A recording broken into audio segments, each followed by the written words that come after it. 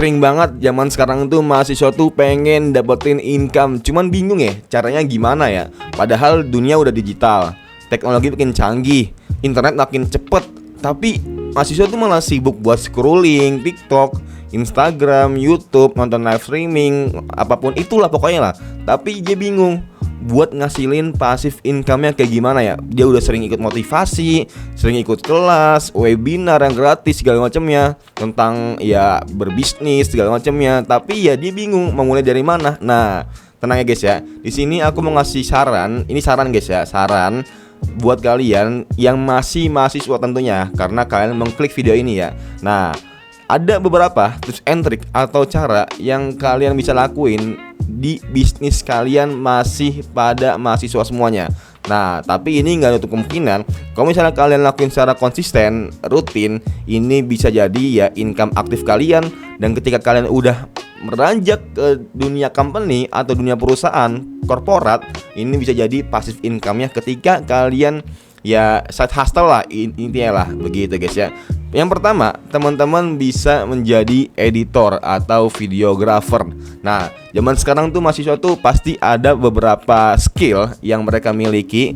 Kalau misalnya ya buat ngedit, buat video, daripada lu masuk apa ya biasanya organisasi di kampus tapi nggak berpenghasilan banget nih. Nah, lebih baik lu bagi dua nih waktu lu nih, setengah buat mahasiswa, setengah buat kampus, atau enggak setengah buat pekerjaan lo. Jadi 50-50. Dan dimana ketika lo di kampus aktif, di luar juga aktif. Tapi kalau misalnya lo mau full di luar juga nggak masalah sih. Tapi ya setidaknya kalau misalnya lu sebagai mahasiswa, setidaknya lu punya bar minimum ketika lu bekerja guys ya, atau enggak ketika lu masih menjadi mahasiswa. Contohnya gimana? Ketika lu masih semester 1 sampai semester 5, itu sebisa mungkin ya udah lu fokus untuk organisasi di kampus aja gitu. Dari semester 1, semester 2, semester 3, semester 4, semester 5. Nah, lu fokus organisasi di kampus, kayak lu ngembangin skill lu atau nggak ngasah skill lu, nyari skill lu lah, sekiranya lu nih punya skill apa gitu yang biar ini basic dan bisa lu asah gitu ke depannya. Dan ketika lu udah semester 6, semester 7, semester 8, nah itu ya lu bisa fokus internship. Dari skill-skill lu yang lu asah nih dari semester 1, semester 2 sampai semester 5, nah itu lu bisa kembangin di dunia company atau dunia korporat. Udah tinggalin aja organisasi kalau misalnya lu udah semester 6 sampai semester 8 ya. Karena apa? Ya karena bukan apa-apa ya, karena kalian tuh sebisa mungkin ketika kalian udah lulus itu udah ada pekerjaan tetap ya.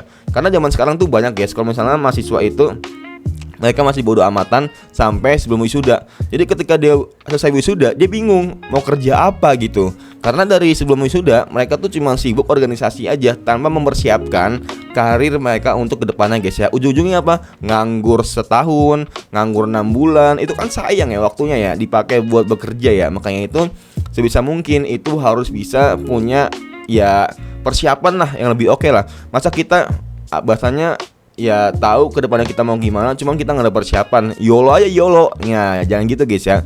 Bisa mungkin teman-teman udah ada persiapannya. Yang kedua, selain jadi editor, teman-teman bisa membangun bisnis online. Contohnya apa? Banyak kok di Shopee, Tokopedia, TikTok, affiliate. Sekarang tuh banyak mahasiswa yang berkecimpung di dunia itu ya. Bahkan nggak sedikit juga mahasiswa itu yang punya bisnisnya atau punya brandnya sendiri. Kayak contoh, kalian suka K-pop. Nah, kalian itu kan bisa kan ngejual-jualin aksesorisnya, albumnya, segala macamnya. Itu banyak kok teman-teman mahasiswi ya yang suka K-pop ya. Mereka tuh ya udah ngejual hal kayak gitu ya.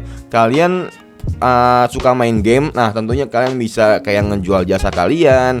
Kalian bisa ngejual apa? Ya apapun itulah yang sekiranya itu game ya. Kayak misalnya contoh kalian main Roblox. Nah, kalian bisa tuh ngejualin item-itemnya, aksesorisnya. Ya emang gak seberapa sih, tapi ya setidaknya ini worth it banget kalau misalnya teman-teman bisa ngelakuin secara rutin ya. Nah, itu banyak kok cara-caranya kalau misalnya teman-teman mau ngulik lebih jauh lagi ya. Itu yang kedua, bisnis online. Dan juga bisnis online ini banyak saran-saran yang aku kasih tahu ke kalian. Contohnya apa? Contohnya misalnya teman-teman thrifting. Nah, mahasiswa-mahasiswa nih biasanya nih dia suka banget kalau misalnya bisnis thrifting ya, atau bisnis baju ya, kaos ya. Karena ya modalnya juga nggak terlalu gede dan juga bisa dibilang segmennya memang segmen mahasiswa banget gitu, anak hype banget lah pokoknya lah, apalagi jaksel ya atau nggak bocah-bocah Jakarta ya. Nah itu yang kedua. Yang ketiga, teman-teman ya bisa selain dari editor jadi bisnis online, teman-teman bisa jadi content creator. Nah tentunya kalau misalnya kalian buka TikTok, YouTube, Instagram, itu udah banyak tuh beberapa mahasiswa itu sampingan buat content creator. Emang penghasilan itu nggak cepet ya, nggak setahun langsung dapat endorsan, nggak. Tapi kalau misalnya teman-teman kontennya bagus, isinya daging, ya nggak nutup kemungkinan seminggu atau nggak sebulan pertama ya teman-teman dapat endorsan gitu, tergantung segmennya. Nah makanya ketika teman-teman bikin konten, sebisa mungkin di awal-awal itu jangan terlalu berharap buat dapetin income atau buat dapetin endorse. Yang ada apa? Yang ada ketika endorse itu nggak masuk selama sebulan, selama 2 bulan, 3 bulan, ya teman-teman malah kecewa. Ujung-ujungnya ya malah nggak lanjut lagi konten karena mikir, wah gue percuma nih konten nih kalau misalnya tujuan gue buat endorsan doang. Tapi diubah pola pikirnya, kalau misalnya kalian tuh konten buat apa? Ya udah buat edukasi aja, buat ngasih sharing ke kalian, pengalaman kalian, pengetahuan kalian ke orang-orang yang mungkin akan ngeklik video ini ya. Yang bisa dibilang teman-teman yang ngeklik video ini ya orang-orang yang mau sukses, berarti orang-orang yang dimana teman-teman masih mahasiswa cuman udah pengen kebuka gitu pola pikirnya. Nah itu guys 3 bisnis yang bisa teman-teman lakuin sebagai mahasiswa atau mahasiswi, yang bisa kalian lakuin di zaman perkuliahan atau ya bisa dibilang life crisis ya istilahnya ya. Tapi nggak masalah sih, apapun bisnisnya itu jauhi MLM intinya, karena banyak mahasiswa itu yang tergiur sama kekayaan yang instan. Dan juga MLM ini banyak yang ditawarkan ke mahasiswa ya. Jangan sampai teman-teman jadi korbannya, karena banyak juga di zaman sekarang yang jadi korbannya itu mahasiswa, apalagi maba-maba itu ya, maba-maba gelis atau maba muda. Mungkin itu aja guys ya. Sebisa mungkin teman-teman ya temui jati diri kalian, jangan terlalu terlena di dunia kampus atau perkuliahan.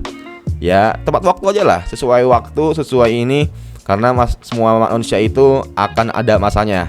Oke, semoga bermanfaat and see you next time. Bye.